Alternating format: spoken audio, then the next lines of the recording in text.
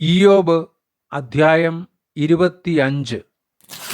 അതിന് ശൂഹ്യനായ ബിൽദാദ് ഉത്തരം പറഞ്ഞതെന്തെന്നാൽ, ആധിപത്യവും ഭയങ്കരത്വവും അവന്റെ പക്കലുണ്ട്. തന്റെ ഉന്നത സ്ഥലങ്ങളിൽ അവൻ സമാധാനം പാലിക്കുന്നു. അവന്റെ സൈന്യങ്ങൾക്ക് സംഖ്യയുണ്ടോ? അവന്റെ പ്രകാശം ആർക്ക് ഉദിക്കാതെയിരിക്കുന്നു? മർത്യൻ ദൈവസന്നിധിയിൽ എങ്ങനെ നീതിമാനാകും? സ്ത്രീ പ്രസവിച്ചവൻ എങ്ങനെ നിർമ്മലനാകും? ചന്ദ്രന് പോലും ശോഭയില്ലല്ലോ, നക്ഷത്രങ്ങളും തൃക്കണ്ണിന് ശുദ്ധിയുള്ളവയല്ല. പിന്നെ പുഴുവായിരിക്കുന്ന മർത്യനും കൃമിയായിരിക്കുന്ന മനുഷ്യനും എങ്ങനെ?